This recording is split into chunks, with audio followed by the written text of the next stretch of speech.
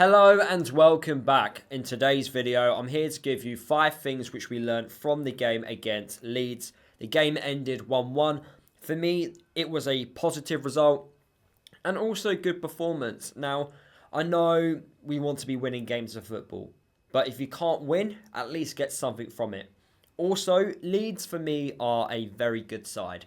So, getting points against the very best in the league is not a bad thing. We played against Borough, we played against Sheffield United at home recently, and I felt from those games we should have got more points. So the fact now, over the last couple of games, we're picking up points, we're starting to build something. We're going on a unbeaten run. The first time this season, in fact. And we're doing it at the right time. If you're going to go on a unbeaten run, you want to do it when you're in the bottom 3 of the championship. So let's see how long this unbeaten run continues. Hopefully it can continue past Stoke. And yeah, we can celebrate 3 points on Tuesday night. But we will talk about the Stoke game towards the end of the video. But first, can we smash the like button and also drop a comment on today's video? When you like and comment, it helps the video perform better. So please smash that like button and also leave a comment. It could be anything about what you learned from the game and also your thoughts on it. So, the first thing which we learned from the game against Leeds, and I have to talk about him yet again because he put in another fantastic performance. Christi Masso was unreal. And I can't believe in my match reaction, I completely forgot about that challenge he made. Leeds United counter-attacking, it looked like they were going to score, but out of nowhere, Christi Masso slides in. He didn't just win the ball back. He actually won a goal kick as well. It was a fantastic challenge. Last minute, he could have got it completely wrong as well, and he could have gave away a penalty, but the tackle was spot on. And overall, his performance is amazing. The recovery runs, the physical presence he has on the pitch, the confidence he has.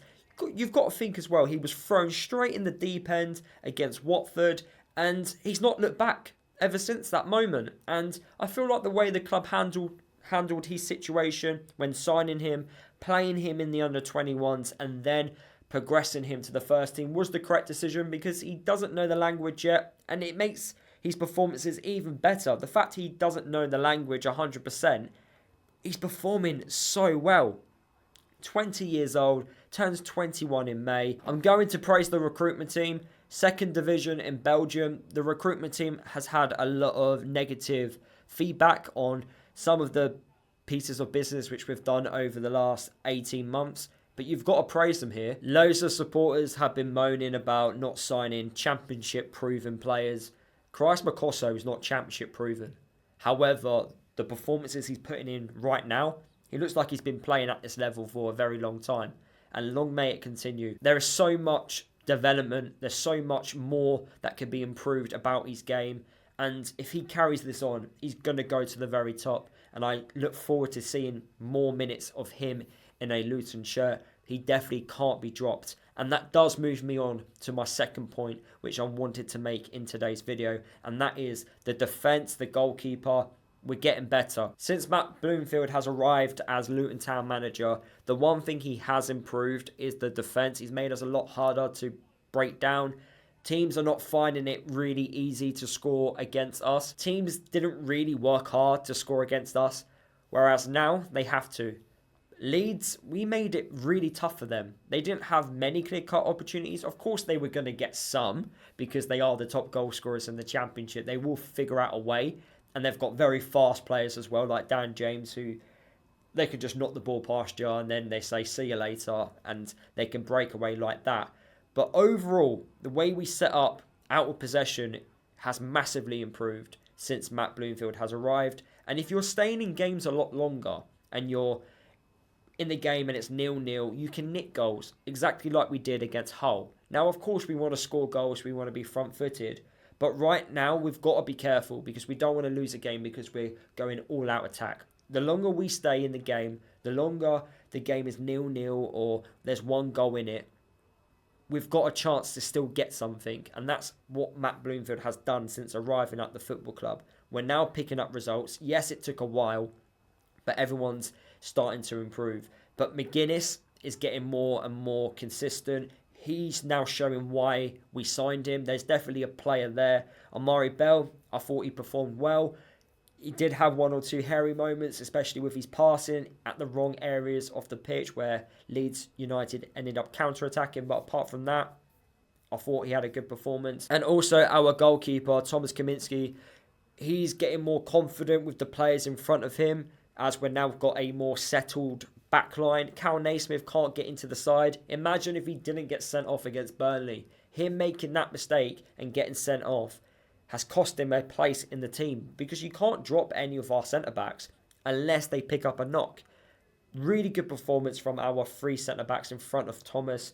And yeah, them four altogether, the confidence is just improving. The performances are getting better. Long may it continue. So far in this video, I've been talking about the defence. Let's talk about the midfield. The third thing which we've learned from the game against Leeds is the midfield impact. For me, the trio of Clark, Asgard and Walsh works extremely well, and I wouldn't change it. Possession-wise, we keep the ball quite well. Walsh, for me, my opinion on him is definitely changing.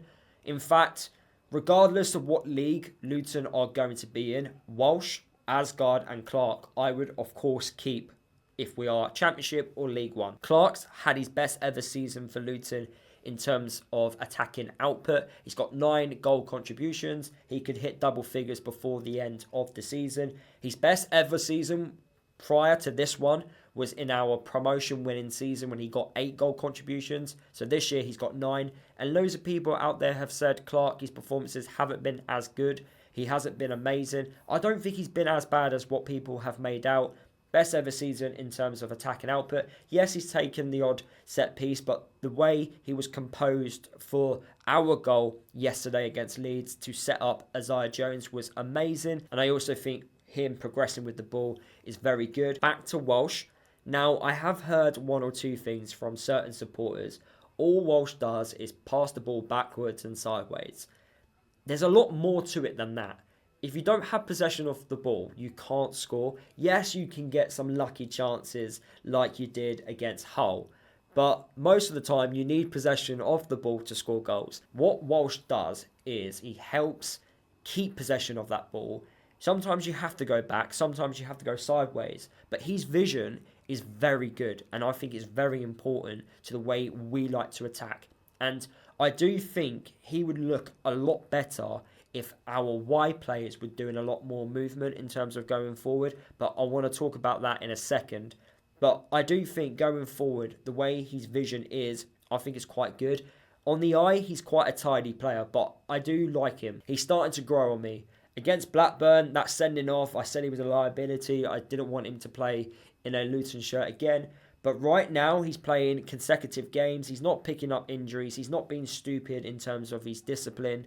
And he's playing the most amount of games he's played in a very long time. And this is a guy that's got a really bad injury record. So long may this continue. I'm starting to really like Walsh winning the ball back. And he also played a very important part in our goal by winning the ball back on the edge of the box against Leeds. He played Elijah through. Elijah did his bit. He gave it to Clark. And Clark, of course, set up Isaiah Jones. So, yeah, Walsh for me, he's getting better each week. And then, of course, Asgard as well. The way his quality is on another level. The way he also beats players with the ball. His movement, his passing range. He nearly scored as well against Leeds. That midfield three next season in League One, if we do get relegated, could be a really good midfield three. But if not, it'd be interesting to see what Matt Bloomfield does in terms of the midfield going forward. But I wouldn't mind keeping the same midfield from now until the end of the season. My fourth point which I wanted to make is the lack of creativity from our wing-backs. Now, yes, Isaiah Jones scored the goal for us yesterday. But apart from that goal, I was quite frustrated at times with his performance because he would get into these attacking areas. In fact, he's not the only one. Himself, Alfie, and also Chong, when they get into these attacking areas at times out wide, they're not beating their man. They keep taking that extra touch. Sometimes it's a bit slow. Sometimes the cross isn't good. I actually think that's what's letting us down at times. We're not being creative enough out wide.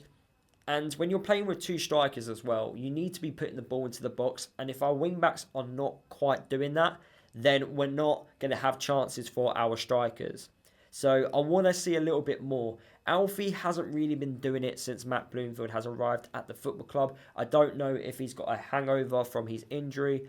Chong as well, I don't know if I'm being overly critical of him, because I felt at times, especially yesterday against Leeds, he needed to beat his man and he just didn't do it, or he took that extra touch, or the pass wasn't correct.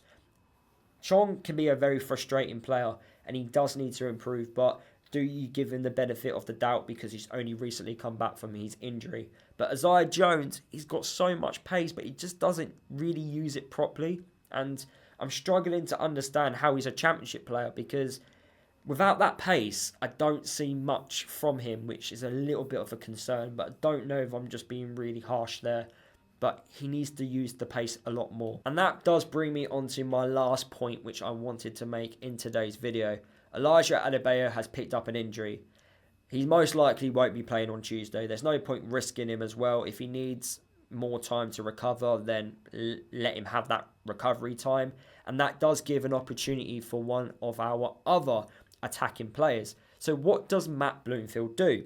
Does he play Chong up top alongside Morris? Now, I can't see Morris being dropped. I'm being honest with you here. Morris is going to continue to start. So, does he play Chong alongside with Morris, Ali? Or does he go like for like with Nordas alongside Morris? I personally would like to see Ali. I want to see more of him. Ali's got pace. He can run in behind. If Morris is going to hold the ball up and also win flick-ons, Ali could, run in behind and, get on the flick-on. And, get onto the ball and dribble at the opposition defence. For me, I really like Ali. When he comes on as a sub, he's lively. He's always looking to try and take on his man. And I want to see more of him. And I do think there's a really good player there. But we're not seeing much of him at this moment in time. Nordas as well, I want to see more of him. So I wouldn't be against Nordas starting alongside Morris. But that definitely would mean it would be like for like. But that would require our wing-backs to also cross the ball into our box to two target men types of strikers.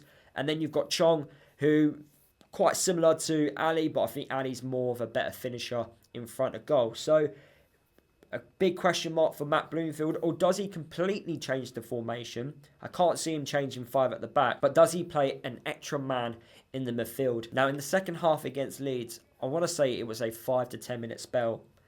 We played Chong in the middle before we pushed him out wide to play as the wing back. And while Chong was playing in the midfield, we had an opportunity to score the second goal against Leeds. Leeds didn't clock on to our tactical change in formation, and Asgard could have made it 2-1 against Leeds.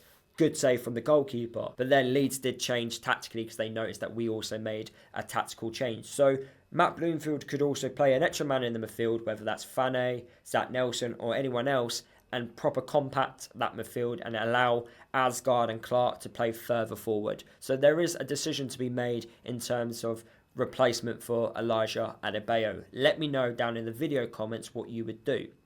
So that is the end of today's video. Hopefully you did enjoy listening to the 5 things which I believe we learnt from the game against Leeds. Stoke, Tuesday night.